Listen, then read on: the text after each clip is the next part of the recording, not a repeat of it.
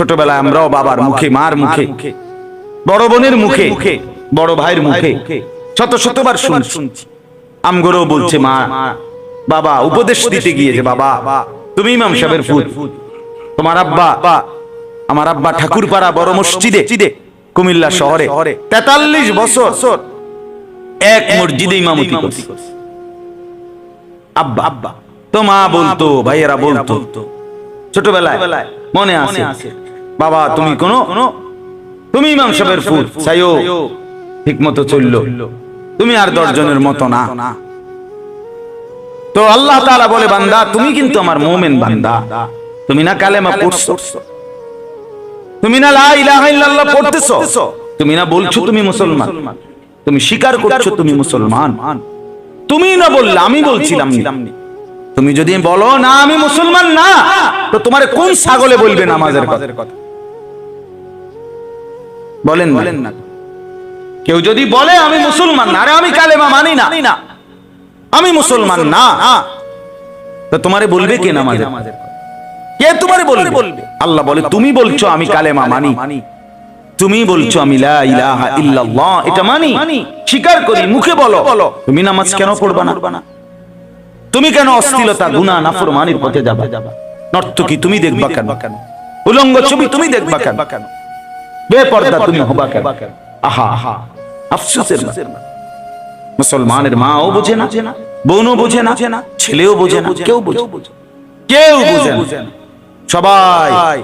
সবাই এই নফসের খাহেশাত, মনের প্রবৃত্তির গোলামি করতেছে, মনের যা চাওয়া আর বস্তুর পূজা। অর্থাৎ বর্তমান আধুনিক পৃথিবী হলো বস্তুবাদী পৃথিবী, যেখানে বস্তুই সব। এই কার, মিল, ফ্যাক্টরি, বাড়ি, দালান, বিল্ডিং, কাপড় চোপড়, গহনা, অলংকার, এটাই সব। এর মধ্যেই কত সৌন্দর্য। আপনি যদি একটা সোফা বানাইবেন, আপনি ফার্নিচারের দোকানদাররে বলেন যে ডিজাইন দিতে, এটা আপনার 60টা বই দিব কমপক্ষে। 60টা বইয়ের মধ্যে যদি 50টা করে পৃষ্ঠা থাকে, তাহলে 4×50 কয়শো পৃষ্ঠা? এক পৃষ্ঠার মধ্যে সোফার ডিজাইন আছে কমপক্ষে 4টা 5টা করে। আপনারে সোফার ডিজাইন দেখাবো না হলো 300। আপনি চয়েস করে, আপনার বাবও যদি চয়েস করে, 14 গোষ্ঠী চয়েস করার পরও থাকা যাবে, ডিজাইনের অভাব নাই। তাইলে বস্তু কথা বুঝছেন কিনা বলেন? আপনি যেটা বলবেন, আপনি একটা খাট বানাইবেন, আপনি একটা সামান্য কিছু বানাবেন, আপনার 1000টা ডিজাইন, একটা কাপড় তো 60টা কালার। এটার মধ্যে আবার একটু সামান্য যদি আপনি 500 টাকা বাড়ান, হেরাই করব আফা, যদি আর 500 টাকা বাড়েন তাহলে আরেকটু ভালো আছে, আর যদি 200 টাকা কমেন তো আরেকটু কমেন না। মানে কত রকমে আপনারে দিবে। আপনি 50 টাকা নিয়ে গেছেন লাইট কিনতেন, আছে 5000 টাকা নিয়ে গেছেন, এটাও আছে। বস্তু আজ পৃথিবী বস্তুর পূজা, বস্তুকে কত সুন্দর করা যায় এটা নিয়ে ব্যস্ত। মানুষ সুন্দর করবে কি? মানুষ সুন্দর করবে বলেন, মানুষ গড়বে কি? চুলের কাটিং এক সেলুনের দোকানেই লাগানো আছে 50 আইটেমের। আহা, চুলের প্রতি যদি এত যত্ন, এত ডিজাইন থাকে, মানুষ সাজাবে কি? বস্তু মানে সব কিছু আপনার আজ জেহেন কাফের, বেঈমান, মুশরিক, কারণ তাদের হিসাব ঠিক আছে। আমি আজকে একটা বইতে পড়ছি, আরব দেশের একজন লেখকের, উনি বলছেন যে হে মুসলমানের যুবকরা, তোমরা এটা বুঝে নিও যে কাফের, বেঈমান যারা, তাদের বুঝ ঠিক আছে, তারা বুঝে লাভ লোকসান, ভালো মন্দ, শুধুই দুনিয়া। কাজে দুনিয়াটাকে কতটা সুন্দর করা যায়, তারা এটা নিয়ে সর্বোচ্চ ফিকির করতেছে। তারা তাদের উদ্দেশ্যে ঠিকই আছে, কিন্তু তুমি তো জানো মুসলমান যে আমার আখিরাত আছে, আমার পরকাল আছে, আমার আল্লাহ আছে, আমার হাসরের মাঠ আছে, কিন্তু তুমি বোকা, এটা বুঝলা না যে আমার ওইখানে সাজানো দরকার। আমরা কেন তাদের মতো হব? আমাদের তো ওইটা সহ, আমরা এটা ভুলে গেছি। আল্লাহ তাআলা বলেন কোনোভাবেই বান্দা মুমিন শয়তানের কোন রাস্তা তুমি অনুসরণ করো না।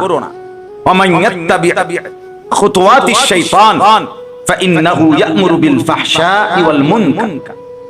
আল্লাহ তাআলা বলেন শয়তানকে যে অনুসরণ করবে, এই দেখেন এটা একটা গুরুত্বপূর্ণ, যে গুনার রাস্তা ধরবে, আল্লাহ বলেন এইবার শয়তান যদি তোমারে একবার হাতে নিতে পারে, এবার 24 ঘন্টা তোমারে কেবলই অশ্লীলতা, বেহায়াপনা, উলঙ্গপনা এবং গুনাহ, মন্দ, পাপ, নিকৃষ্ট কাজের দিকেই তোমাকে বলতে থাকে। ফাসাউফা ইয়ালকাউনা গাইয়া, কোরআনে আছে যে মনের চাহিদা মতো চলে, আল্লাহ বলেন তার অবস্থা এমন হয় এইবার তার একটার পর একটা ভ্রষ্টতা, নাফরমানি তার মিলতেই থাকে। শুরু তো করছিল স্পিড খাইয়া, শুরু তো করছিল টাইগারের বোতল খাইতো, কিন্তু এখন কি করে? নেশা করে, এখন ইনজেকশন লয়। কথা বুঝছেন? শুরু তো করছিল কোন মেয়ের হালকা কোনদিন ছবি দেখছে, কিন্তু এখন জিনার ব্যভিচারের আড্ডায় রাত কাটায়।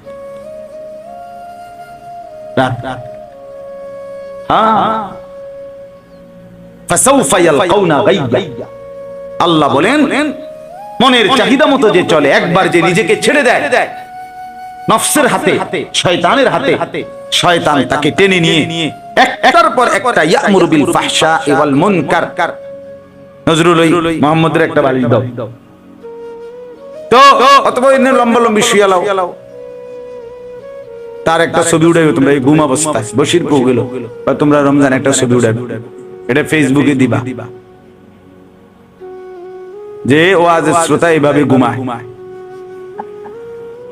চলো তো শয়তান তাকে মন্দ কাজের আদেশ দিতে থাকে, আর সে ধরে রাখতে পারে না নিজেকে। আজীব একটা হাদিস শুনেন, তাহলে আপনি বুঝবেন। নামাজের মধ্যে আমরা যে নামাজ পড়ি, আমাদের এই চোখের দৃষ্টি, এই চোখের দৃষ্টির নিয়ম হলো 5 জায়গায় থাকবে মোট নামাজের মধ্যে। কয় জায়গা? 1 দাঁড়ানো অবস্থায় সেজদার দিকে, 2 রুকু অবস্থায় 2 পায়ের মাঝে, 3 সেজদা অবস্থায় নাকের দিকে, 4 বসা অবস্থায় 2 রানের মাঝে মানে কোলের দিকে। তাহলে দাঁড়ানো অবস্থায় কোন দিকে? সেজদার দিকে। রুকু অবস্থায় কোন দিকে? 2 পায়ের মাঝখানে। সেজদা অবস্থায় কোন দিকে? বসা অবস্থায় কোন দিকে? 2 মানে কোলে, সোজা কথা কোলের দিকে। আর 2 সালাম ফিরানোর অবস্থায় 2 কাঁধের উপর। বুঝছেন না? কাঁধের দিকেও না, ডাইরেক্ট কাঁধের উপরে। এই কয়টা হলো নজর? 5টা। তো হাদিসের মধ্যে আছে বান্দা যখন নামাজে দাঁড়ায় আর নজর ঠিক করে, প্রথম আল্লাহ তাআলা পুরা নজর বান্দার দিকে দেয়। বান্দা যখন নজর সরিয়ে ফেলে, মানে যেখানে থাকার কথা এখান থেকে যখন নজর নড়ে ফেলে, সাথে সাথে হাদিসে রাসূল বলে ইন্নামা হুয়া ইখতিলাসুন ইয়াখতালিসুহু শাইতানু মিন সালাতিল আবদ। ইবলিস শয়তান সাথে সাথে তার নামাজটাকে আল্লাহ থেকে ছিনাইয়া নিয়া নিজের দিকে টেনে নিয়ে।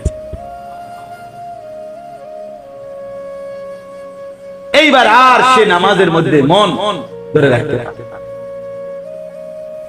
সব হাজারো কিছু মনে পড়ে। এই জন্য নজর আবার ঠিক রাখবেন, আবার ইনশাআল্লাহ আল্লাহর নজর ফিরে আসে, মানে নজর ঘুরে যায়। আমার এখন দাঁড়ানো, আমার মনে কিরে হারামি চিন্তা আইলো, ফালতু চিন্তা আইলো, বুঝা গেছে আমার কি সরে গেছে। আবার নজর জায়গা টানেন, যেখানে যে অবস্থা আপনার নামাজ আবার কি হয়ে যাবে? ঠিক খুশুওয়ালা নামাজ, খুজুওয়ালা হওয়ার জন্য নজর ঠিক রাখা আর হাতের ধরা ঠিক রাখা, এটা জরুরি। হাত ধরার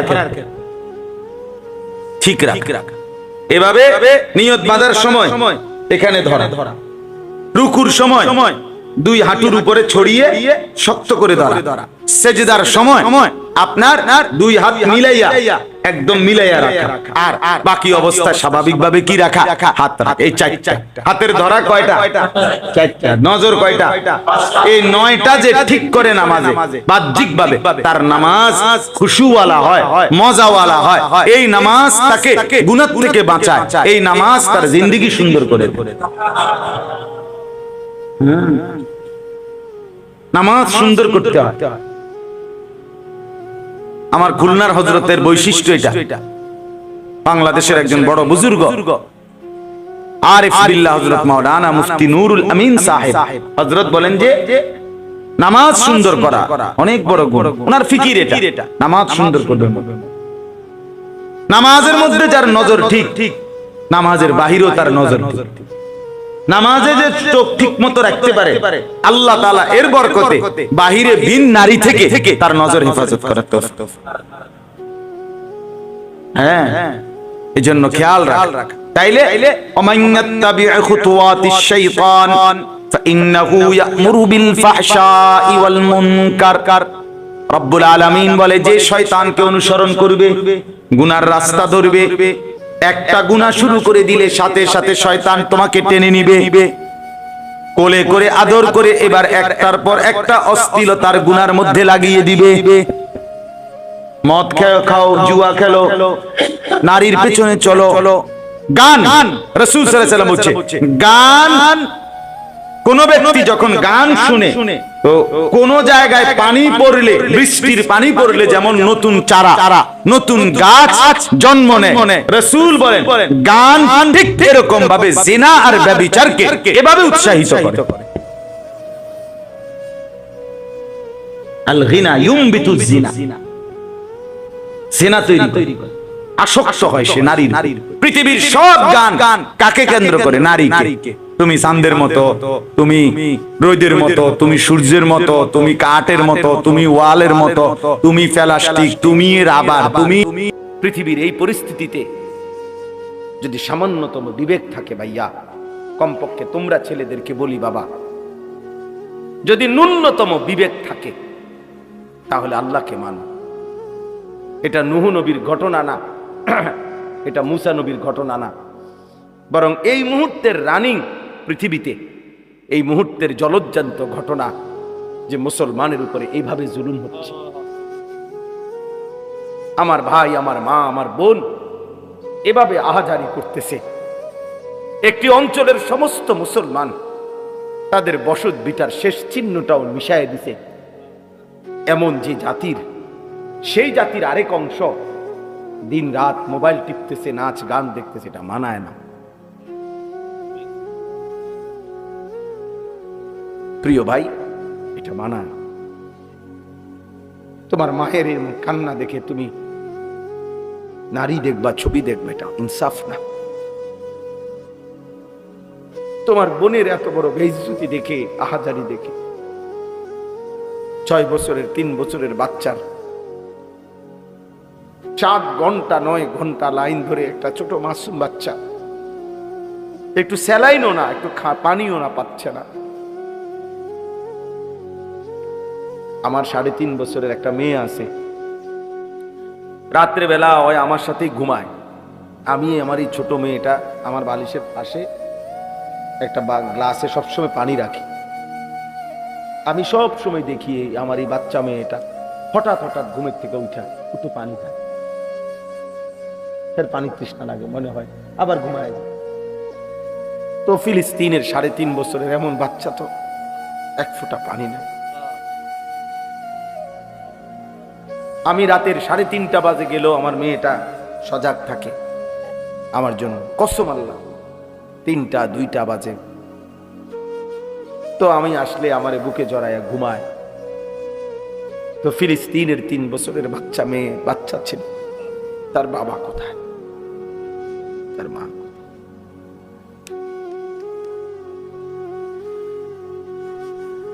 অতএব এই অবস্থায় তুমি, আমি, আমরা সবাই যদি আল্লাহর নাফরমানি করি, এটা ইনসাফ না।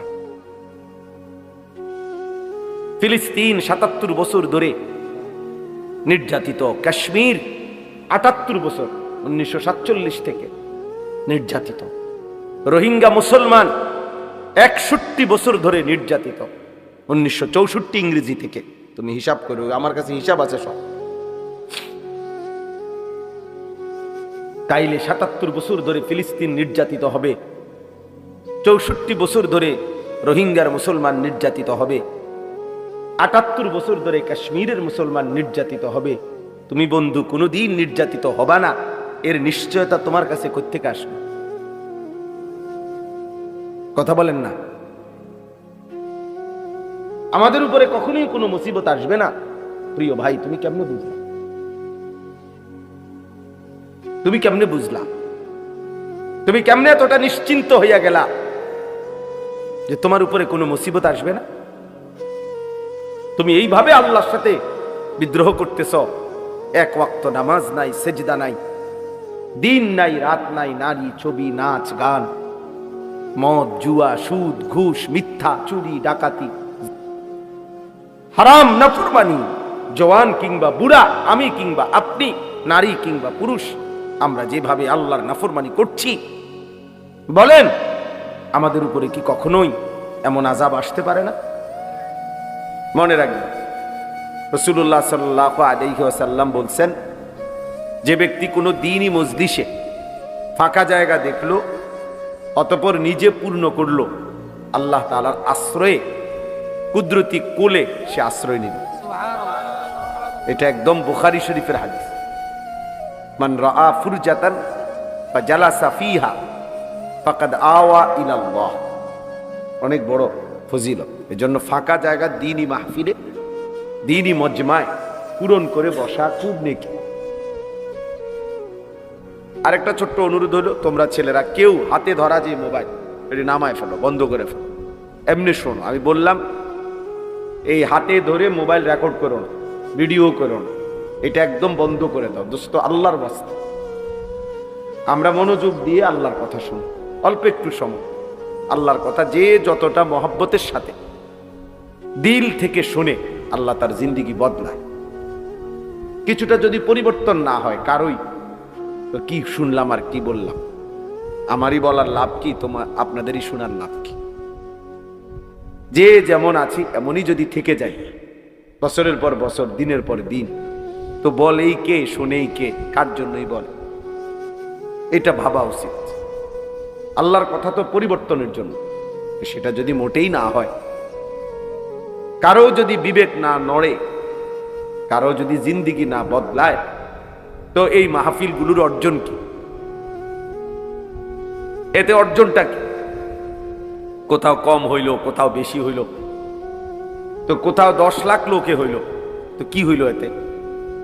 কোন মাহফিলে যদি 50,000 লোক হয়, তাহলে ওই মাহফিলের সবার কবর আযাব মাফ তো, বলেন না? তাহলে দেখার বিষয় তো হলো কারো দিল বদলাইলো কিনা, কারো জিন্দেগি বদলালো কিনা, কারো ভিতরে ফিকির আসছে কিনা, অনুভূতি জাগলো কিনা, এটা দেখার বিষয়। এটাই যদি না হয়, তো শুনলামই কি, বললামই কি, কার জন্য বললাম, কেন বললাম?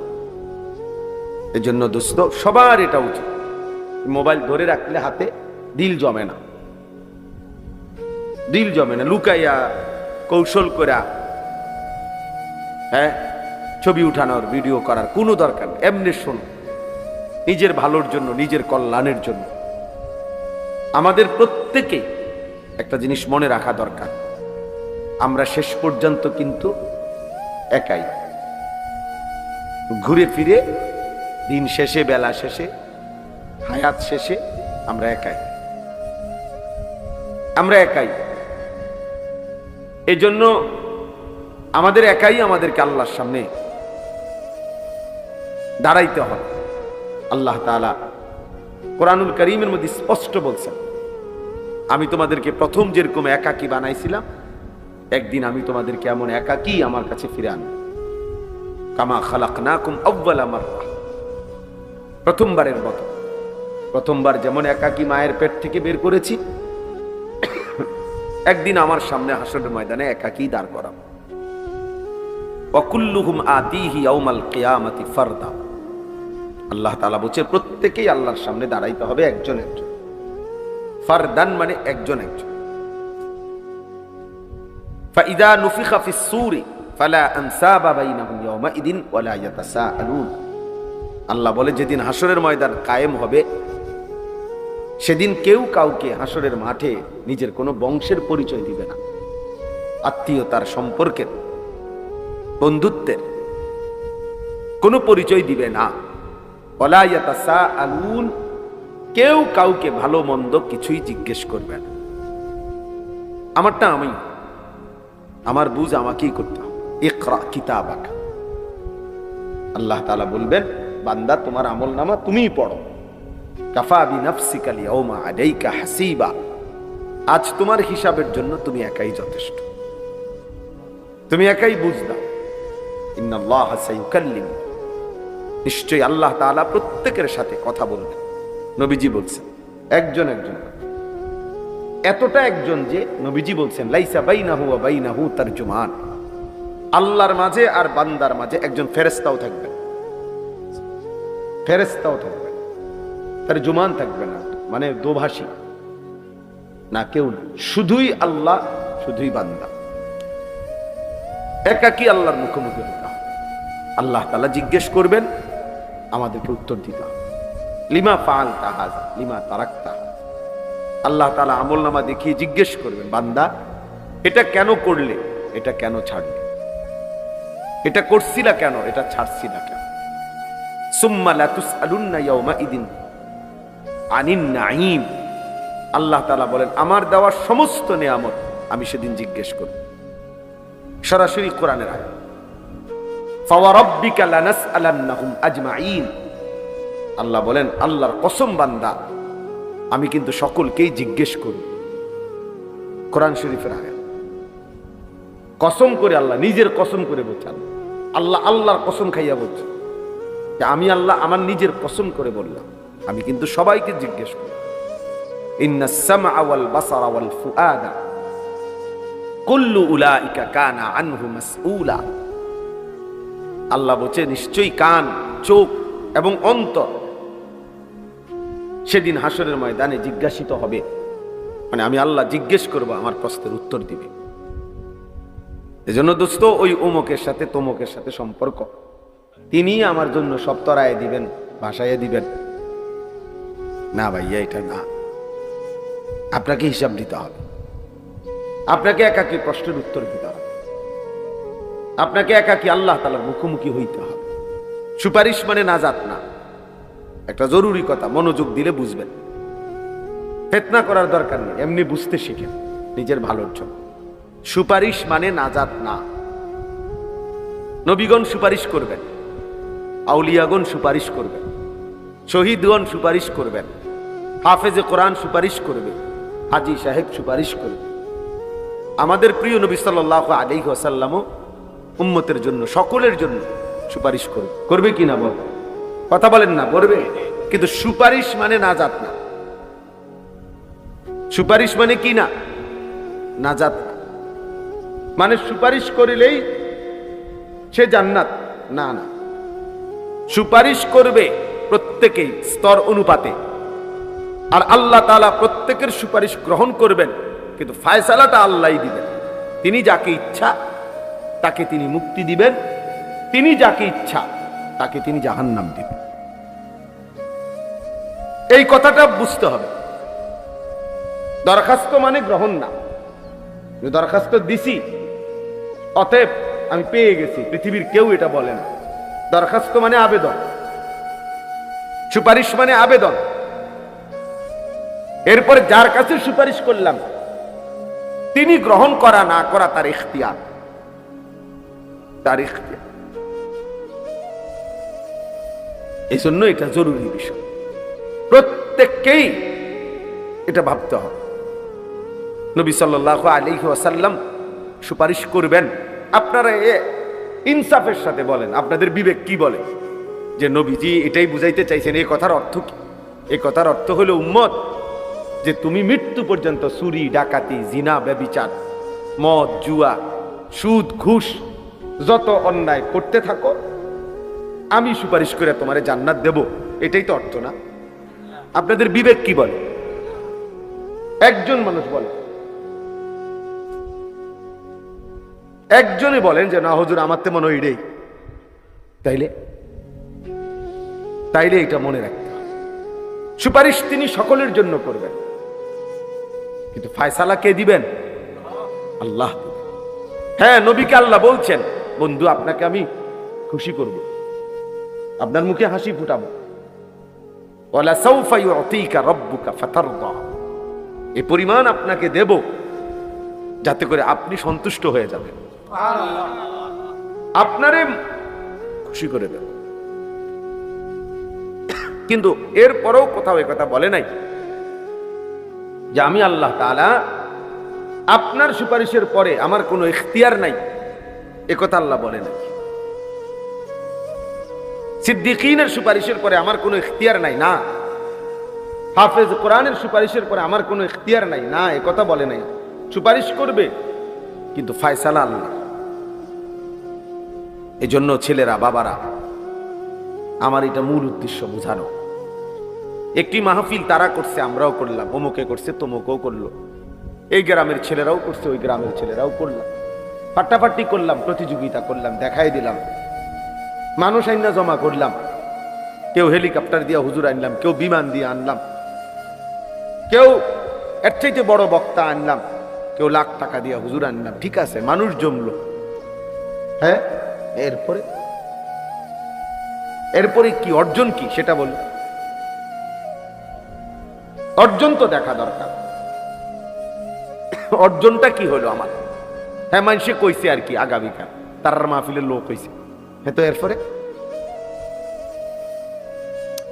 কি হইছে বলছে আর কি, মনে করেন পুরো গ্রাম চুক্তি সবাই বলছে যে মানুষ আর মানুষ রে, হ্যাঁ, তো এরপরে খালাস।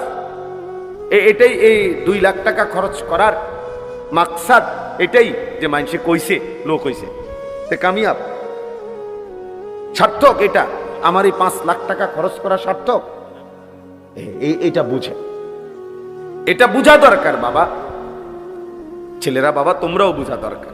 ইনসাফ কি বলে?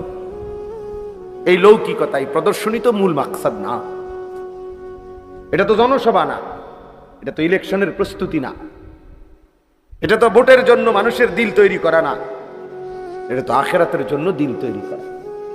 তা আখিরাত অর্জন হবে তো সেজদার মাধ্যমে, আল্লাহর বন্দেগীর মাধ্যমে, রাসূলুল্লাহ সাল্লাল্লাহু আলাইহি ওয়াসাল্লামের সুন্নাতের অনুসরণের মাধ্যমে, নিজের জিন্দেগিটা সুন্দর করার মাধ্যমে। তো সেটা যদি কখনোই আমার জীবনে না আসে, আমি যদি 60 বছরও বিড়ি সিগারেট ছাড়তে পারলাম না, তো আমার মধ্যে দিন আসলো কি? 60 বছর বয়সেও যদি আপনি গালি ছাড়া কথা বলতে পারেন না, তো দিন কোথায় আসলো? 40 বছর, এখনো 40 বছর ধরে প্রতিদিন ওজনে কম দেয় যে ব্যবসায়ী, তো তার মধ্যে দিন আসলো? বলেন বাবা। যে মা, যে বোন আজকে 25 বছর ধরে বেপর্দা, সবসময় রাস্তার পাশে, পুকুরের পারে, মানুষের চোখের সামনে গোসল করে, বেপর্দা হাঁটে চলে, তো এই মার জীবনে দিন আসলো কোথায়? এই বোনের জীবনে দিন কোথায় আসলো? তোমরা যারা ছেলেরা দিনের পর দিন 1 ওয়াক্ত নামাজ পড়তে পারো না, পড়ো না, আমার ভাইয়া, তোমার মধ্যে দিন কোথায়? ইসলাম কোথায়? তুমি কোন হিসাবে জবাব দিবা? ইনসাফ করে ভাব। আমি এই জন্য শুরুতে বলছি, শেষ পর্যন্ত কিন্তু আমরা একাই। কেউ কাউরে সালাক মনে করেন না, আর কেউ কাউরে বোকাও মনে করেন না। আমনে শুধু সালাক আর আমি বেকুকা। আমনে ভাত খাইলে আমি কি সিরানি খাই? কথা কয় না, হ্যাঁ? আমনে 3 বেলা ভাত খাইলে আমরা কি সিরা খাই? তো আমি বেকুব হবো কেন? আমি বোকা হবো কেন? তুমি চালাক হইলা কেমনে? কেউ কাউকে জন্য বোকা ভাবতে নাই, সবাই বিবেকবান। বোকা পাগল হইতে পারে, বোকা প্রতিবন্ধী হইতে পারে, কিন্তু সুস্থ সবল মানুষ বোকা হবে কেন? এই জন্য আল্লাহ নবী সাল্লাল্লাহু আলাইহি ওয়াসাল্লাম বলছেন, আল মুমিনু গিররুন কারীম, মুমিন সাদাসিধে হয়, সহজ সরল হয়, করিম, ভদ্র হয়। আর কি, লা ইয়াখদাউ ওয়ালা ইউখদাউ। নবীজি বলেন মুমিন কাউকে ধোঁকা দেয় না, আবার নিজেও ধোঁকা খায় না। সুবহান, লা ইয়াখদাউ ওয়ালা ইউখদাউ, ধোঁকা দেয়ও না, ধোঁকা খায়। মুমিন বেউকুফ হয় না। কেন বেউকুফ হয়? সে ঈমানদার। এজন্য আমি অনুরোধ করতেছি, এ কম হোক বেশি হোক, ছোট হোক বড় হোক, প্রত্যেকটা বয়ানের মধ্যে আমাদের মধ্যে যেন এই ফিকিরটা থাকে যে আমার কলিজার মধ্যে কোনো অনুভূতি আসছে কিনা। তাইলে 10 জনের মজমাও দামি, আর নাই তো 10 লক্ষের মজমাও বেদামি। কেউ বুট খাইলো, কেউ বাদাম খাইলো, কেউ চানাচুর খাইলো, কেউ চটপটি খাইলো, কেউ ফটকা বাজাইলো, কেউ বেলুন, কেউ বিড়ি খাইলো, কেউ সিগারেট খাইলো, কেউ কতক্ষণ সুর দিল, কতক্ষণ কেউ নাচলো, কেউ গাইলো, কেউ ডুললো, এই আর কি। তারে নারে করে শেষ হয়ে গেল। যার যে মতো, আগের মতোই ফজরের নামাজে মুসল্লি নাই, আগের মতোই বাজারের কোনো ব্যবসায়ীর জীবনে পরিবর্তন নাই, কারো আখলাকের মধ্যে ছিটে ফোটা কোনো পরিবর্তন নাই। তাইলে এই ওয়াজ, এই নসিহত, এই বয়ান তার জন্য। আল্লাহ আমাদেরকে বুঝার তৌফিক দান করুন। আমিন। কোরআনুল কারীমের মধ্যে আছে আল্লাহ তাআলা রমজান মাস দিয়েছেন। আল্লাহ নিজে বলছেন, বান্দা, 2টা বিশেষ উদ্দেশ্যে আমি রমজান দিয়েছি। এক, লাআল্লাকুম তাত্তাকুন, যেন তোমাদের একটি পূর্ণ মাস রমজান, রহমত, মাগফিরাত, নাজাত, এত বড় শ্রেষ্ঠতম মাস পেয়ে যেন তোমরা প্রত্যেকেই মুত্তাকি হইতে পারো। গুনাহ থেকে বাঁচবার একটা হিম্মত যেন আসে, হিম্মত, আল্লাহর ইবাদত করার যেন একটা জজবা আসে। এত বড় রমজান আমি হায়াত পাইলাম, যা আর মিথ্যা বলবো না, আর চুরি করবো না, আর হারাম খাবো না, আর নামাজ ছাড়বো না। এ আল্লাহ বলে, আমি চাচ্ছিলাম এটা, এতগুলো রহমত দিলাম, মাগফিরাত দিলাম, নাজাত দিলাম, 70 গুণ নেকি বাড়ায় দিলাম, জান্নাতের দরজা খুলে দিলাম, জাহান্নামের দরজা বন্ধ করে দিলাম, শয়তানগুলো শেকলে বন্দি রাখলাম, হ্যাঁ, রহমত, মাগফিরাত, নাজাত দিয়ে পূর্ণ করে দিলাম। সবে কদরের মতো 1000 মাসের চাইতে শ্রেষ্ঠতম দামি রাত দান করলাম, ইতিকাফের মতো তৌফিক দিলাম। এত কিছুর বিনিময়ে একটা মাস শেষ হইল, আমরা প্রত্যেকের চেহারা, সুরত, চলা ফেরা, আচরণ, উচ্চারণ যেটা যেমন ছিল যদি ওই রকমই থাকে, এই রমজান কারু ফিরিয়ে গেল। বলে, আমার কথাটা বুঝছিনি? ছেলেরা, বাবা তোমরা বুঝছো নি? বাপ, আমার বাবা বুঝতে শিখো। তাইলে বাপ, এই রোজাটা কারু ফিরিয়ে গেল। এই রোজা রাইখা, রোজা রাখলাম, তারাবি পড়লাম, ইফতার করলাম, সাহরি খাইলাম, কই আমার আচরণের মধ্যে কোনো পরিবর্তন হলো না কেন? মান লাম ইয়াদা কাওলা যুর ওয়াল আমালা বিহি ফালাইসা লিল্লাহি হাজাতুন আন ইয়াদা তাআমাহু ওয়া শারাবা। নবীজি বলেন, মিথ্যা বলা, মিথ্যা আচরণ, মিথ্যা সাক্ষ্য, মিথ্যা যাবতীয় কাজ যে ছাড়তে পারলো না, এমন ব্যক্তির খাবার থেকে বিরত থাকা আর পানীয় থেকে বিরত থাকার কোনই প্রয়োজন আল্লাহর কাছে নাই। ফালাইসা লিল্লাহি হাজাতুন, আল্লাহর কাছে এর 2 পয়সার কোনো দাম নাই। নবীজি সাল্লাল্লাহু আলাইহি সাল্লাম বলছেন, আপনারা কত শুনছেন ওয়াজে, রমজানের শেষ দিন নবীজি মিম্বরের উপরে দাঁড়িয়ে আমিন বলছে 3 বার। শুনছেন না এই ওয়াজ? এটা কথা বলেন না, ইমাম সাহেবের কাছে শুনছেন না? তো এর মধ্যে জিব্রাইল বলছে নবীজিকে একটা কথা হলো এই যে, ইয়া রাসূলুল্লাহ, রমজান যে পেল অথচ গুনাহ মাফ করাইতে পারলো না, আল্লাহ তাআলা আদখালাহুল্লাহুন নার, এমন নাফরমানকে আল্লাহ জান্নাত জাহান্নামে প্রবেশ করাবেন। ওয়া আবআদাহুল্লাহ, আল্লাহ তাআলা তার রহমের নজর থেকে তাকে দূরে সরিয়ে দেবেন। অভিশপ্ত ওই জীবন, ফেরেশতা যেন তার উপরে লানত দিছে যে তোর উপরে আল্লাহর লানত পড়ুক, রমজানের মতো এত বড় মাস পেয়েও তোর কোনো পরিবর্তন নাই, খোদার গজব পড়ুক তোর উপর।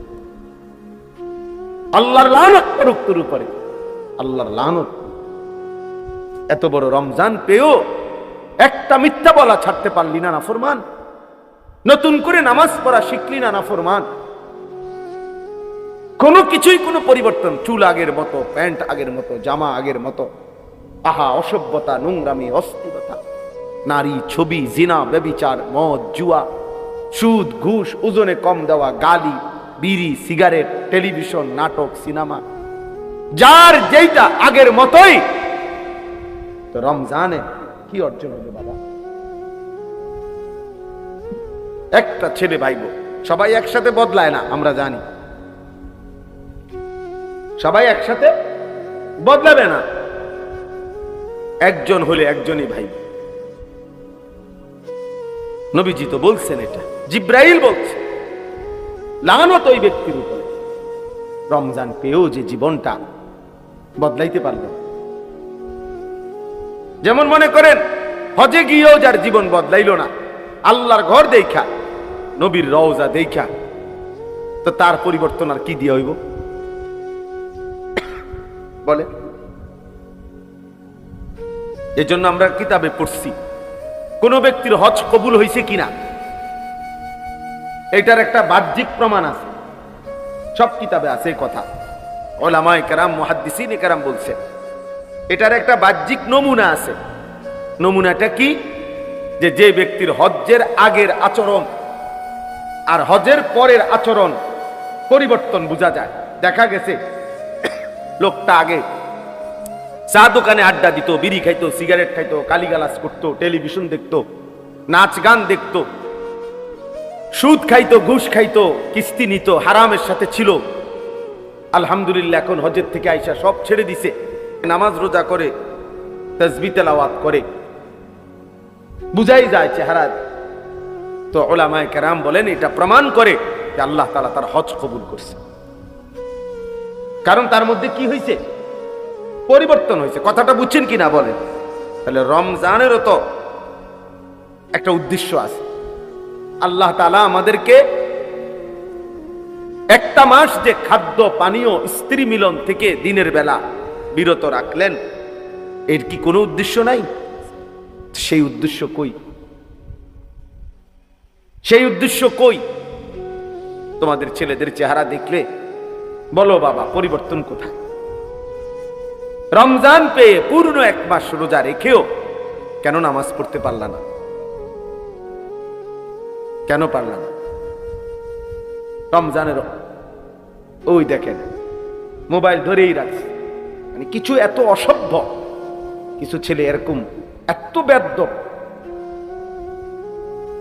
মানে কলিজার ভিতরে যার মোবাইল ঢুকে গেছে, এই অসভ্যর পরিবর্তন কঠিন।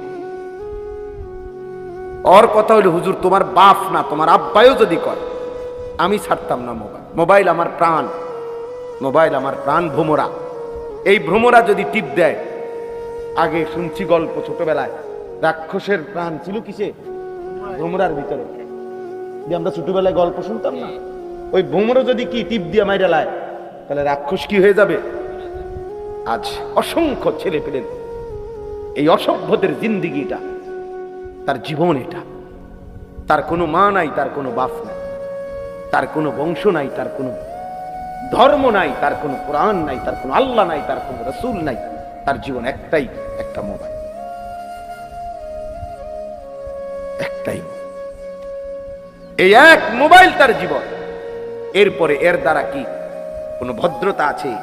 মানুষ কি মনে করে, মানুষ আমাকে কেমন জানে, কিচ্ছু আমার দরকার না। আমি মোবাইল চালাইতে পারতেছি, নারী, ছবি, অশ্লীল দৃশ্য, এমবি আছে, চার্জ আছে, খালাস, নেট আছে।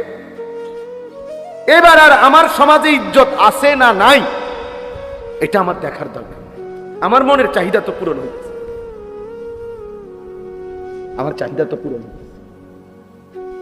যার ফলে মুসলমানের ঘরে জন্ম নিয়া, বাবা মা মুসলমান হওয়ার পরও সম্পূর্ণ নিজেকে ইসলাম থেকে বিচ্ছিন্ন করে তোমরা অসংখ্য ছেলে কাফেরের মতো চুল, কাফেরের মতো পোশাক আশাক লিবাস করে নিজেরে ইচ্ছা করে আলাদা করে লাইছো। তুমি বুঝাইয়াই দিছো যে আমি আসলে যদিও আমার বংশ লোকে বলে মুসলমানের বংশ, কিন্তু আমি মূলত চলনে বলনে আমি বেঈমান।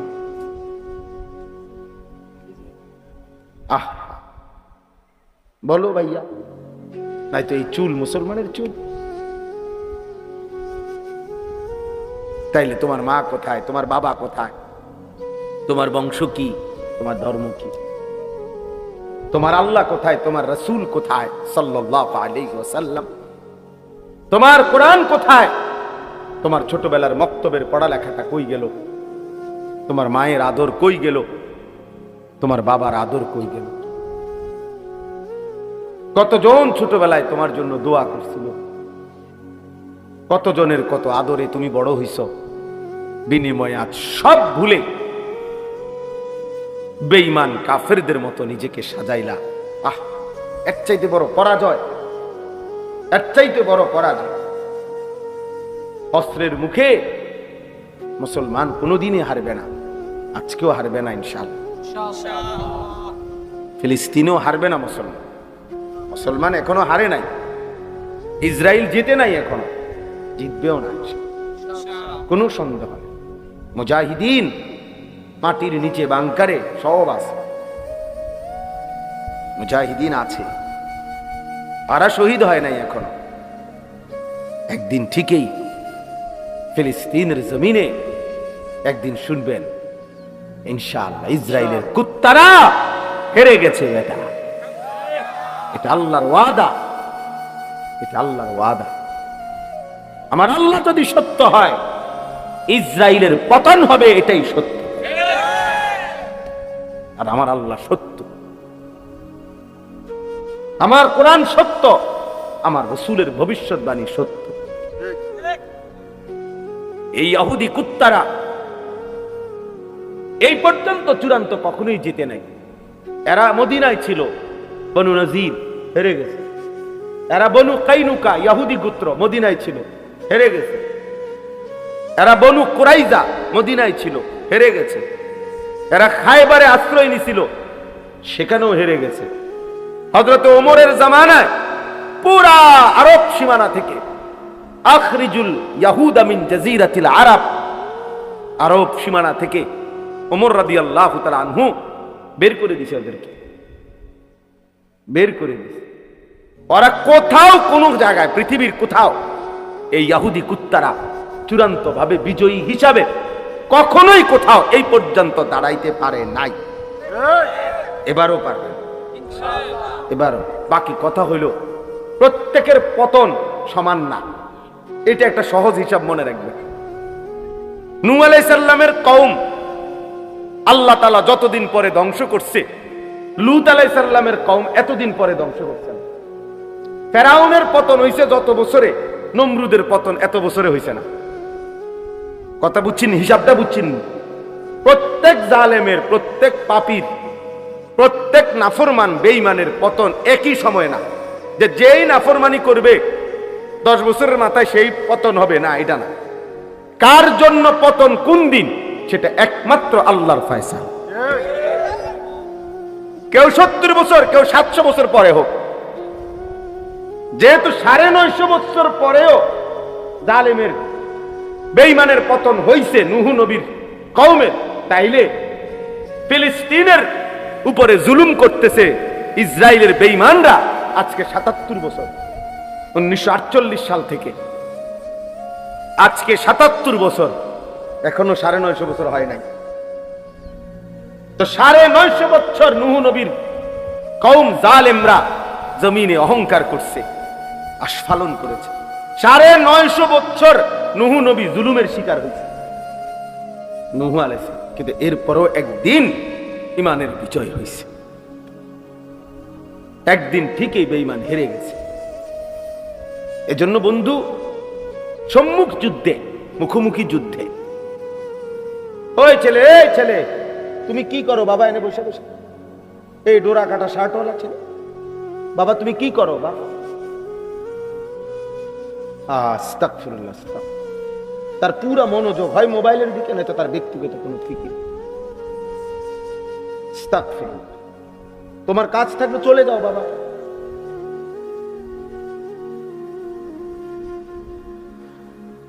আমার এটা অভ্যাস, আমি ছেড়ে দেওয়ার মানুষ না। আমি আরেক বছর আইতে হবে এটা জরুরি না, আর কোনোদিন আসতে হবে এটাও জরুরি না। উনি বলছে মৌলানা বলছে, মৌলানার মহব্বতে বলছে।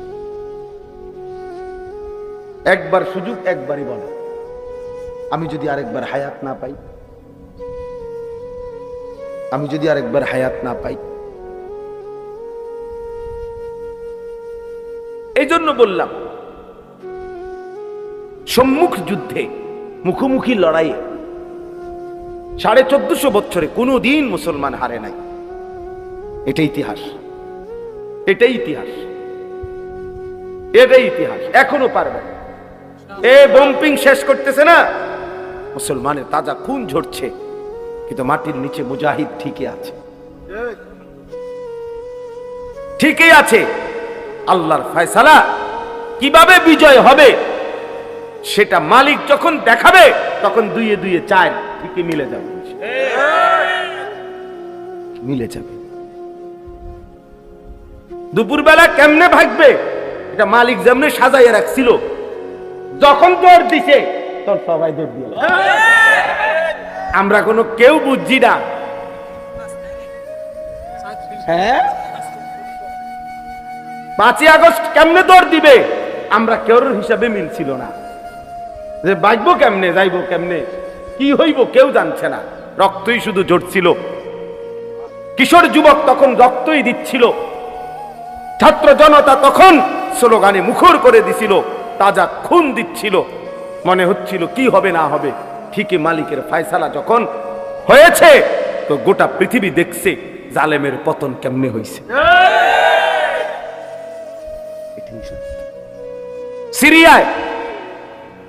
সিরিয়ায় 52 বছরের চাইতে বেশি বাপ পুত দুইজনে মিলে জুলুম করছে। হ্যাঁ, এই বাশার আল আসাদ আর তার বাবা দুইজনে মিলে সিরিয়ার 5 লক্ষ ইমানদার মুসলমানকে শহীদ করছে।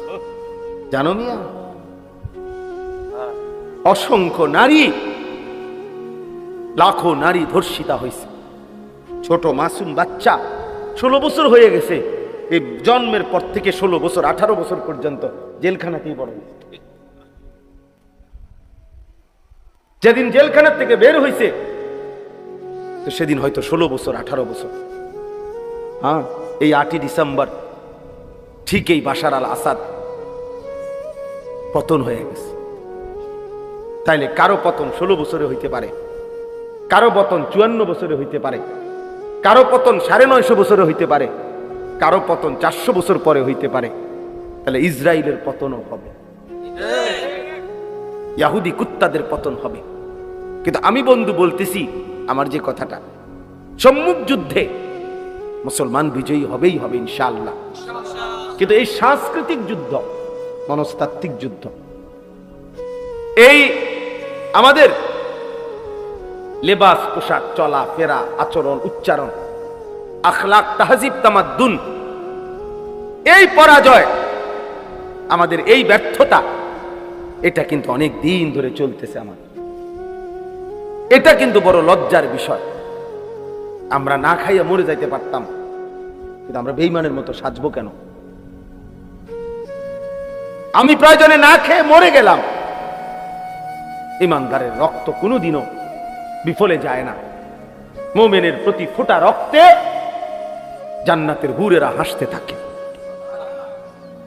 কোরআন শরীফে আছে দোস্ত, সূরা ইয়াসিনের মধ্যে, ওই একজন ইমানদার 3 জন রাসূলের কাছে, যিনি একজন কালেমা পড়ছে, ওই 3 জন রাসূলকে যখন পুরা জাতি ঘেরাও করে মেরে ফেলবে, ঘেরাও দিছে, তখন একজন মাত্র ইমানদার আইসা 3 জন নবীর পক্ষে, রাসূলের পক্ষে কথা বলছে।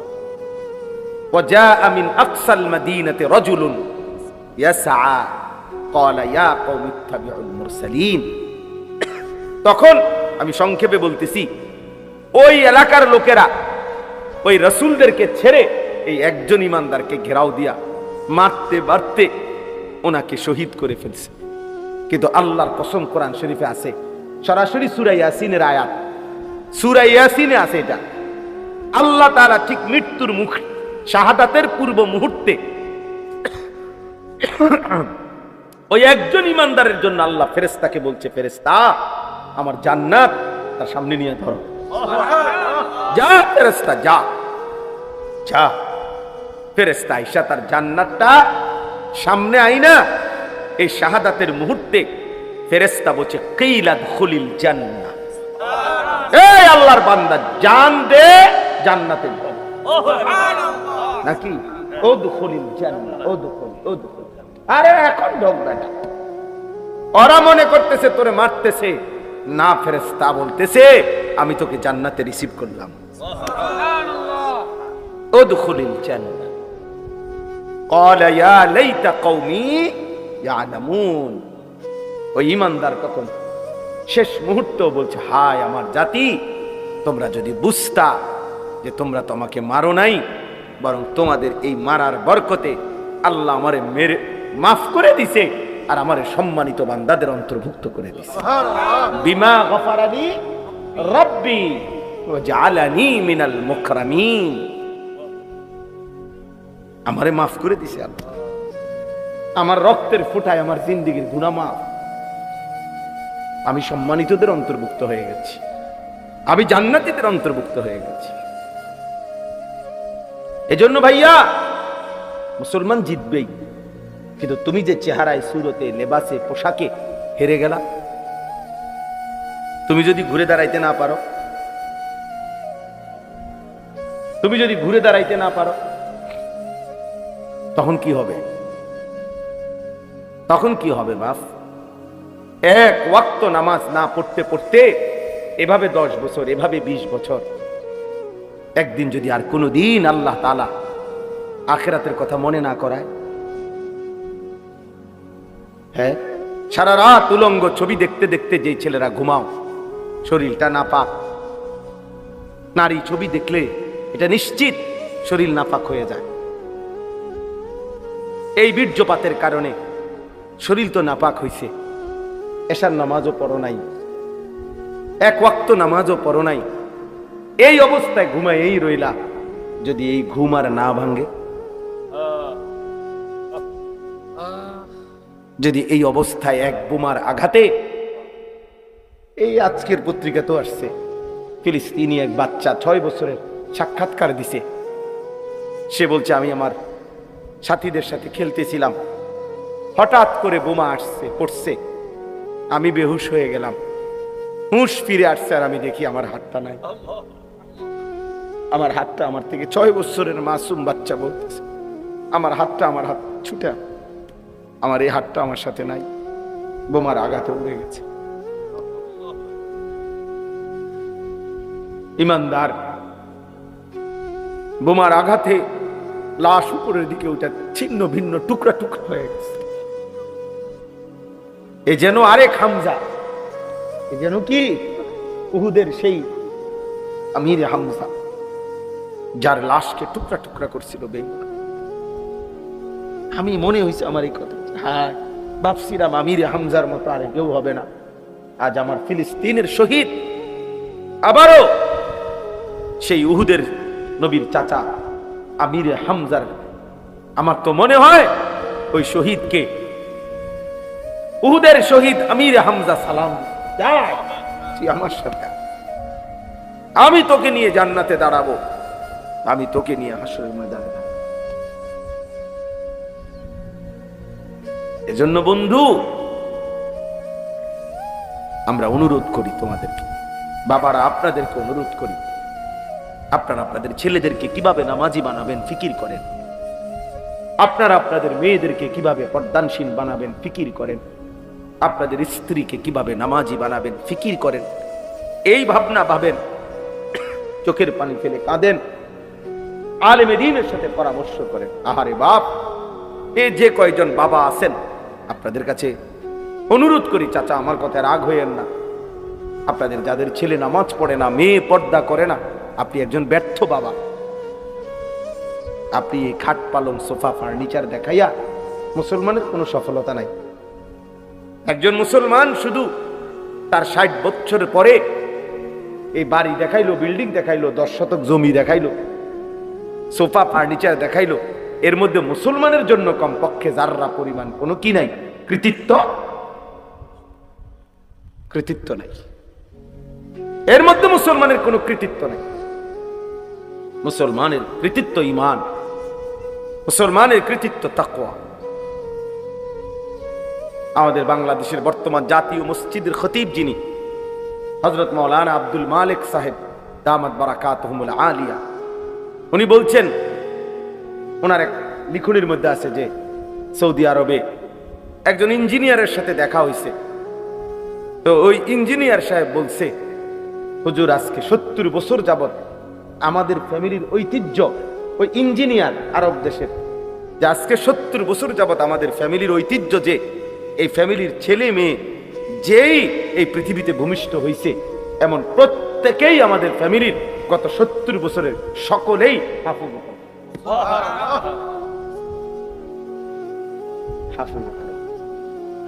ছেলেও মেয়ে হাফেজ। তাহলে এটা বলার মতো কিছু, কি বলেন, এটা একটা বলার মতো জিনিস। শেখুল হাদিস আল্লামা আজিজুল হক রাহমাতুল্লাহ আলাইহি, তার ছেলে মেয়ে নাতি নাতি সব হাফেজে কোরআন, কসম আল্লাহ, সব হাফেজে কোরআন। এই যে আমাদের আলোর মিনার, সাহসের বাতিঘর, যে কথা বললে বাঘের গর্জন হয়, যিনি দাঁড়াইলে মিছিল হয়, যিনি হাঁটলে আন্দোলন হয়, তিনি আল্লামা মামুনুল হক। মামুন কথা বললে গর্জে ওঠে। ওনার ফ্যামিলি, ওনার আব্বাই শেখুল হাদিস আল্লামা আজিজুল হক, ওনারা সব হাফেজ। আপনি এখন গিয়ে জিজ্ঞেস করেন। এই জন্য বললাম বাবা, এটা বুঝতে শিখেন, বুঝতে শিখেন, ভাবতে শিখেন। আপনার আমার জিন্দেগীর সফলতা, আমার ছেলেগুলো নামাজ পড়ে, আমার মেয়েরা পর্দা করে, আমার নাতি নাতনি সবাই আল্লাহর কোরআন পড়তে পারে, আমার ঘরে ফজরের নামাজ আদায় করে সবাই, এটাও বলার মতো কোনো বিষয়। খাট বানাইছেন, সোফা বানাইছেন, হিরি কীর্তেন কোন মানুষ, কীর্তেন কীর্তেন আমি প্রায় বলি এ কথাটা। এক চাচা আমার একদিন কইছিল, হুজুর আল্লাহর রহমতে 4টা রুম দিয়ে একটা ঘর করছি, দোয়া করেন, 2টা বাথরুম দিছি ভিতরে, বাথরুম দি শুদ্ধা টাই, আল্লাহ না রে তাকবীর, বাথরুম উদ্ধার টাই, কফাল কফাল, ওনার বাপ দাদার কফাল, বাথরুমে উদ্ধার টাইলস লাগাইছে। এর চাইতে বড় সফলতা জীবনের আর কি হইতে পারে? আমি বললাম, চাচা কপাল আমনের কত বড় সৌভাগ্য, আজকে আমনে এবং আমনের জিপুত নাতি নাতনি টাইলসের মধ্যে মোতেন। আল্লাহ পাক কত বড় নিয়ামত দান করছেন। আমনের পূর্বপুরুষ মাটিতে মুতছে না, আগের ওলারা তো কি মাটিতেই ভেসা করছে। এখন আমনে এবং আমনের পরবর্তী জেনারেশন এখন থেকে টাইলসে মুতবে। এর চাইতে বড় সৌভাগ্য জীবনের অর্জন আর কি হইতে পারে? এটা আলাদা ক্রেস্টে মাথায় করা দরকারি কথাই। বলে এটা একজন মুমিনের সফলতা? আমার কথা শেষ। আমি এটাই বলতে চাই, আল্লাহ পাক রব্বুল আলামিন এই সূরা বনী ইসরাইল 15 নম্বর পারা 17 নম্বর সূরা, এই সূরার 4টি আয়াত আমি পড়ছি লম্বা ব্যাখ্যা করার জন্য, শুধু 2টা কথা বলার জন্য। এখানে এই 4টি আয়াতের মধ্যে আল্লাহ তাআলা একটা কথা বলছে যে, বন্ধু আপনি আমারে 3টা জিনিস, নবীজিকে আল্লাহ বলছে, 3টা জিনিস আপনি আমারে বুঝাইয়া দেন, আর হকের বিজয় আমার থেকে বুঝে নেন। বুঝিনি সহজ বাংলা কথা? 3টা আমল আপনি আমারে শতভাগ বুঝাইয়া দেন, আর আমি আল্লাহ থেকে হকের বিজয়, বাতিলের পরাজয় এটা বুঝে নেন। 3টি আমল হলো আকিমিস সালাত লিদুলুকিশ শামসি ইলা গাসাকিল লাইলি ওয়া কুরআনাল ফাজর ইন্না কুরআনাল ফাজরি কানা মাশহুদা। সহজ কথা হইল, ব্যাখ্যা ছাড়ার জন্য বলতেছি অল্প কথায়। অর্থ হইল ফজর সহ 5 ওয়াক্ত নামাজ। কি সহ? বিশেষ করে ফজর 5 ওয়াক্ত নামাজ। আপনি আমারে বুঝাই দেন, ফজর সহ 5 ওয়াক্ত নামাজ। কি সহ? আবার বলেন। এইভাবে কোরআন শরীফের আয়াত এটা।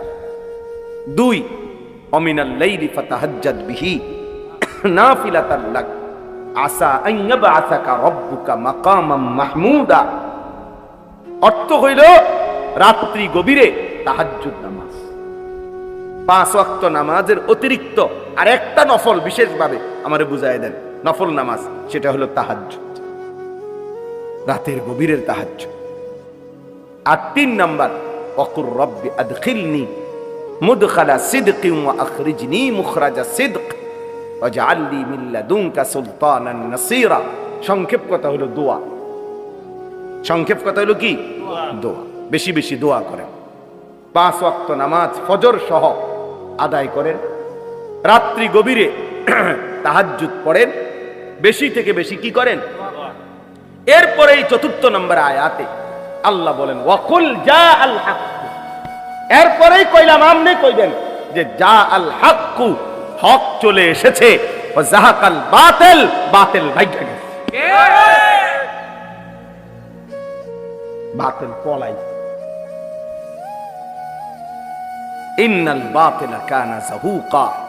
নিশ্চয়ই বাতিলের পতন অবশ্যম্ভাবী হবেই হবে। ইন্না, নিশ্চিত আল্লাহ বলছে দুশ্মন হেরেই যাবে, বাতিল হেরেই যাবে, হেরেই যাবে। এজন্য দোস্ত আমার, বন্ধু আমার, ছেলেরা আমার, আমি অনুরোধ করছি বাবা, পৃথিবীর এই পরিস্থিতিতে যদি সামান্যতম বিবেক থাকে ভাইয়া, কমপক্ষে তোমরা ছেলেদেরকে বলি বাবা, যদি ন্যূনতম বিবেক থাকে তাহলে আল্লাহকে মানো। এটা নূহ নবীর ঘটনা না, এটা মুসা নবীর ঘটনা না, বরং এই মুহূর্তের রানিং পৃথিবীতে এই মুহূর্তের জলজ্জান্ত ঘটনা যে মুসলমানের উপরে এইভাবে জুলুম হচ্ছে। আমার ভাই, আমার মা, আমার বোন এভাবে আহাজারি করতেছে। একটি অঞ্চলের সমস্ত মুসলমান তাদের বসত বিটার শেষ চিহ্নটাও মিশায় দিছে। এমন যে জাতির, সেই জাতির আরেক অংশ দিন রাত মোবাইল টিপতেছে, নাচ গান দেখতেছে, এটা মানায় না।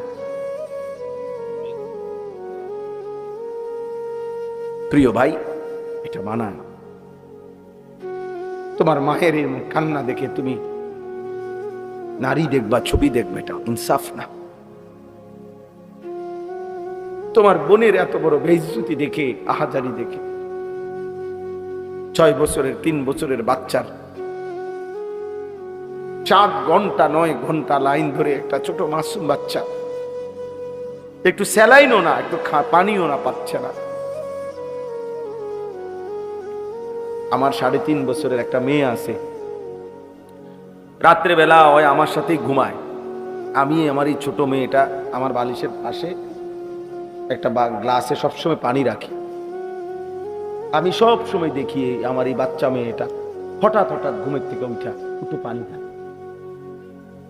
এর পানি তৃষ্ণা লাগে মনে হয়, আবার ঘুমায় যায়। তো ফিলিস্তিনের 3.5 বছরের এমন বাচ্চা, তো 1 ফোঁটা পানি নেই।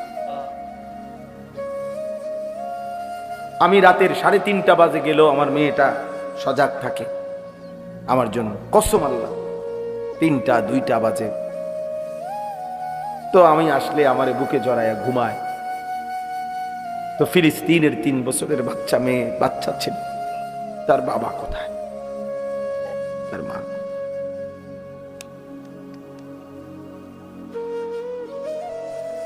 অতএব এই অবস্থায় তুমি, আমি, আমরা সবাই যদি আল্লাহর নাফরমানি করি, এটা ইনসাফ না।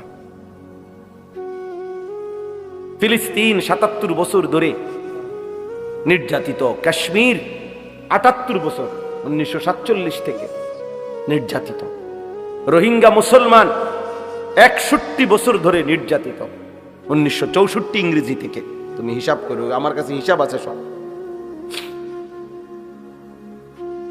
তাইলে ৭৭ বছর ধরে ফিলিস্তিন নির্যাতিত হবে, ৬৪ বছর ধরে রোহিঙ্গার মুসলমান নির্যাতিত হবে, ৭৮ বছর ধরে কাশ্মীরের মুসলমান নির্যাতিত হবে।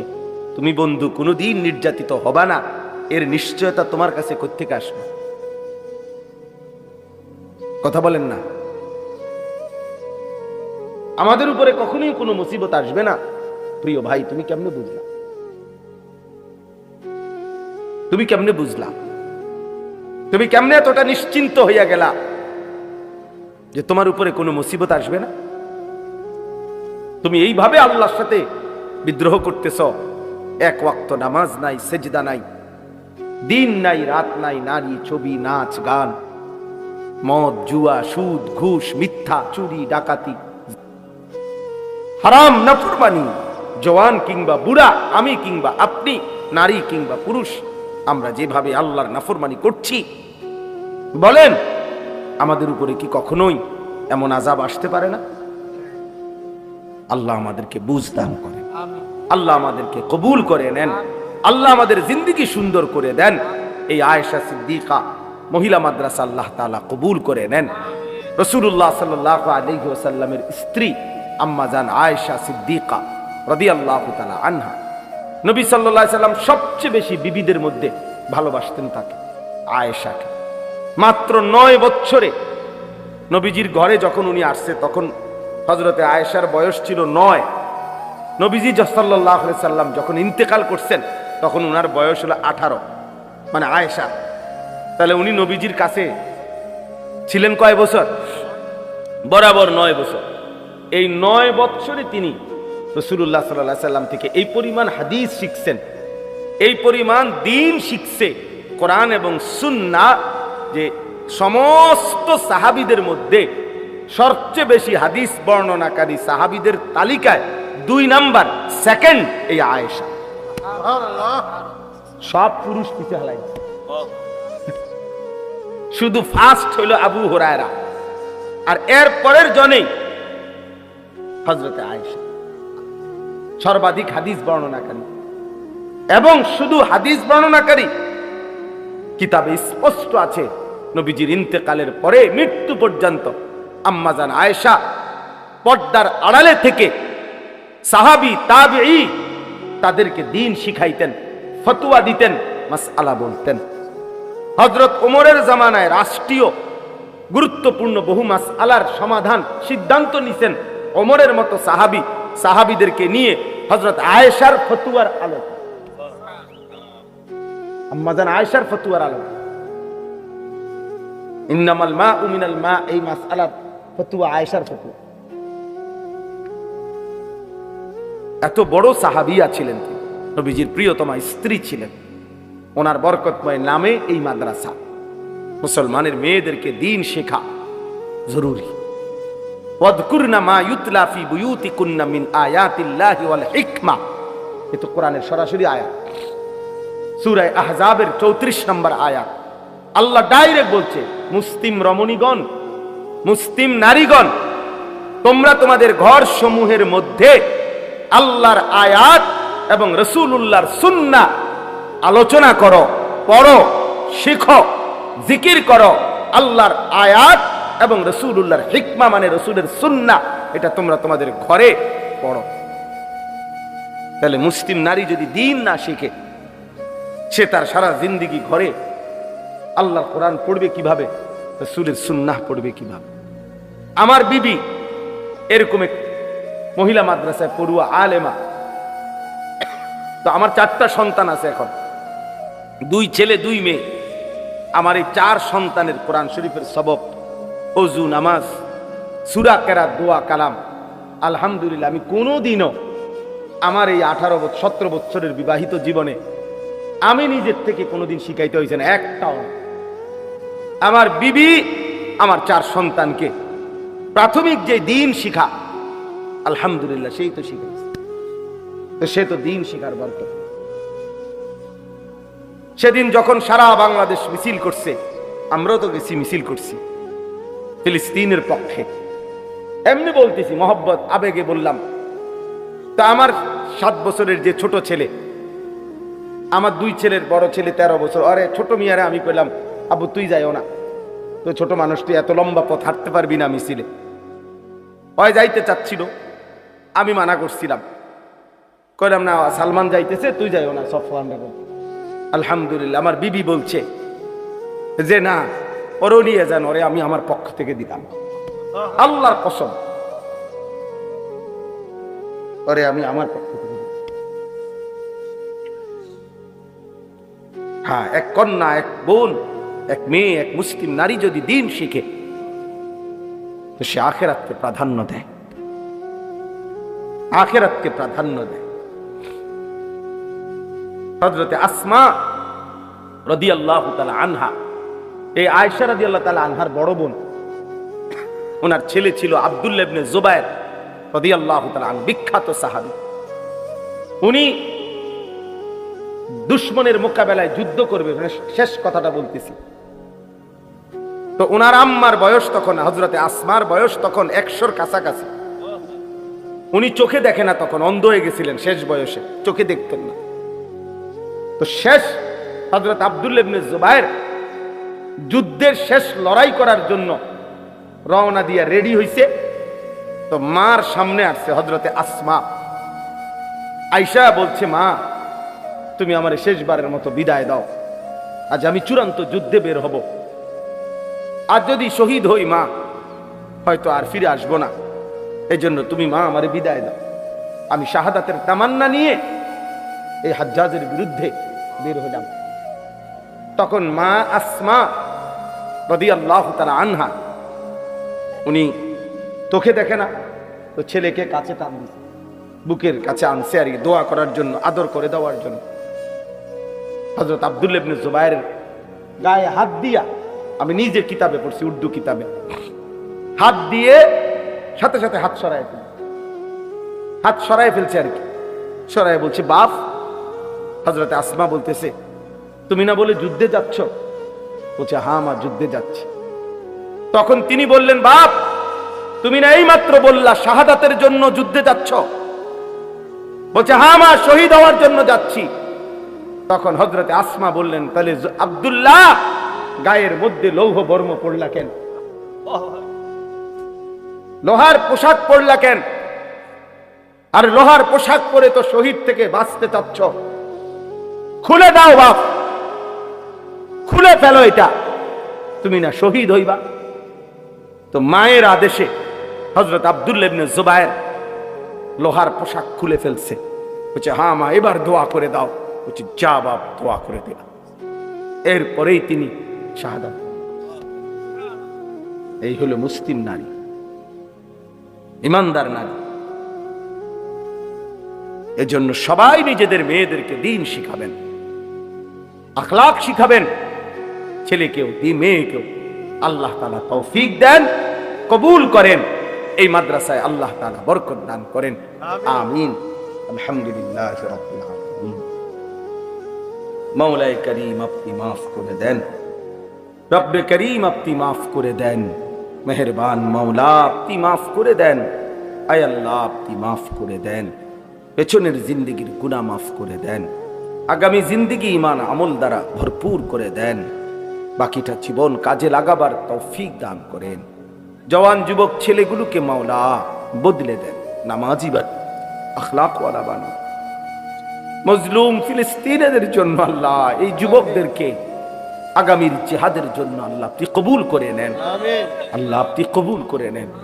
আল্লাহ আপনি চাইলে এরা পারবে মাওলা, এরা জীবন দেবে আপনার জন্য, আপনার দ্বীনের জন্য, এরা জান দেবে মাওলা, এরা জান দেবে।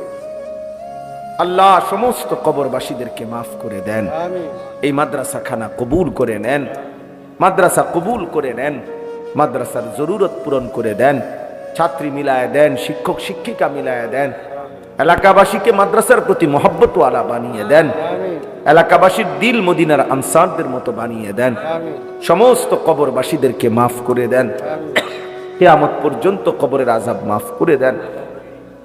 আল্লাহ অসুস্থ বিমারি যারা শিফা করে দেন, প্রবাসীদেরকে সহি সালামতে নিরাপদে রাখেন, সকলকে ঈমান আমলের দৌলত দান করেন। আল্লাহ, আগামীকাল সকাল থেকে এসএসসি দাখিল পরীক্ষা, শত শত ছেলে মেয়ে আমাদের কাছেও দোয়া চেয়েছে। আল্লাহ সবাইকে সুস্থতার সাথে আল্লাহ আপনি পরীক্ষায় কামিয়াব করে দেন। আমিন। রব্বির হামহুমা কামা রব্বায়ানি সগীরা। আয় আল্লাহ, মজলুম ফিলিস্তিনিদেরকে বিজয় দান করেন। আমিন। বিজয় হবে মাওলা, আমরা এটা বিশ্বাস করি, বাকি আমরা চোখে দেখে যেতে চাই মাওলা। আল্লাহ, নেতানিয়াহুর পতন দেখে যেতে চাই।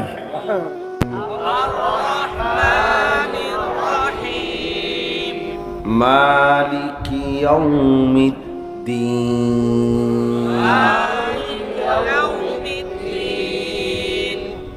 ইয়্যাকা না'বুদু ওয়া ইয়্যাকা নাস্তাঈন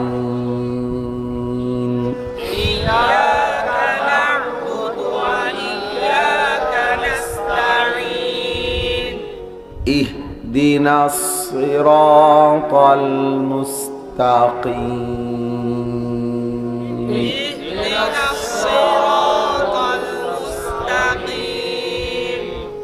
صراط الذين أنعمت عليهم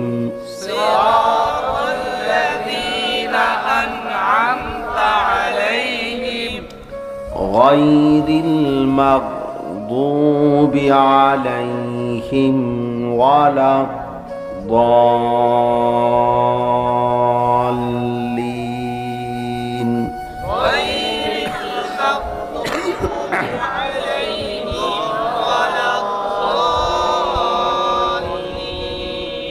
آمين اللهم صل على محمد وعلى آل محمد كما صليت على إبراهيم وعلى آل إبراهيم إنك حميد مجيد اللهم بارك على محمد وعلى آل محمد كما باركت على إبراهيم وعلى آل إبراهيم إنك حميد مجيد الحمد لله نحمده ونستعينه ونستغفره ونؤمن به ونتوكل عليه ونعوذ بالله من شرور أنفسنا ومن سيئات أعمالنا من يهده الله فلا مضل له ومن يضلله فلا هادي له ونشهد أن لا إله إلا الله وحده لا شريك له ونشهد أن سيدنا وحبيبنا ومولانا محمدا عبده ورسوله أما بعد فأعوذ بالله من الشيطان الرجيم بسم الله الرحمن الرحيم أقم الصلاة لدلوك الشمس إلى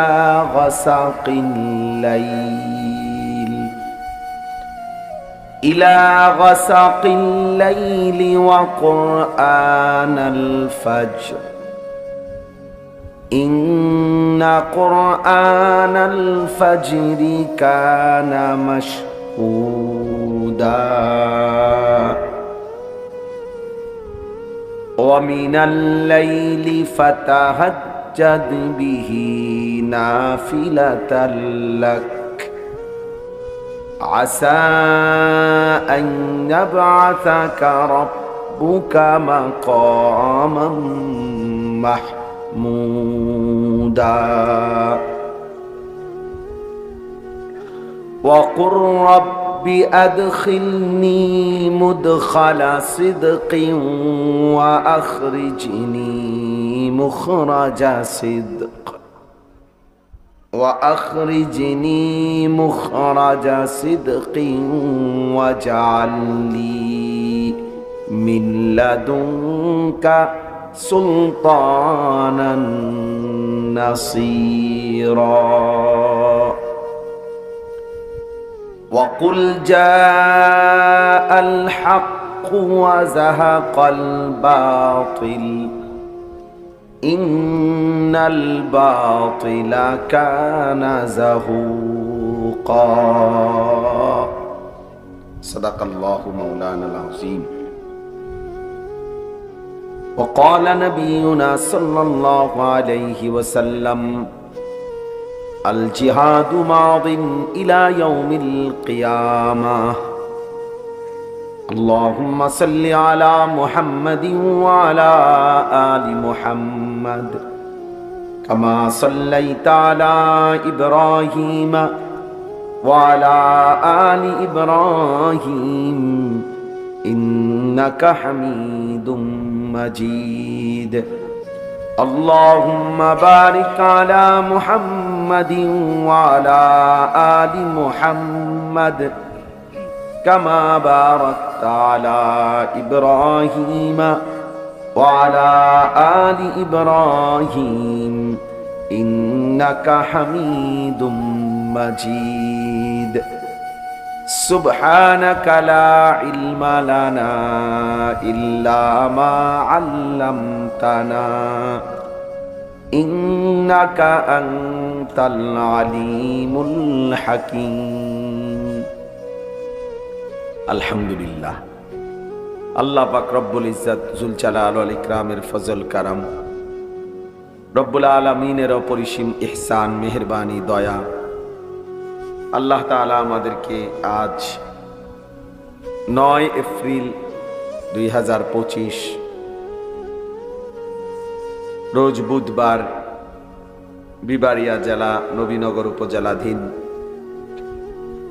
কাইতলা হযরত আয়েশা সিদ্দিকা রাদিয়াল্লাহু তাআলা আনহা মহিলা মাদ্রাসা ও এতিমখানার উদ্যোগে আজকের এই সবক অনুষ্ঠান ও দোয়া মাহফিলে আল্লাহ তাআলাই আমাদেরকে আসবার বসবার আল্লাহর জন্যই জমা হওয়ার তৌফিক দান করেছেন। এই জন্য আমরা সকলেই বলি আলহামদুলিল্লাহ।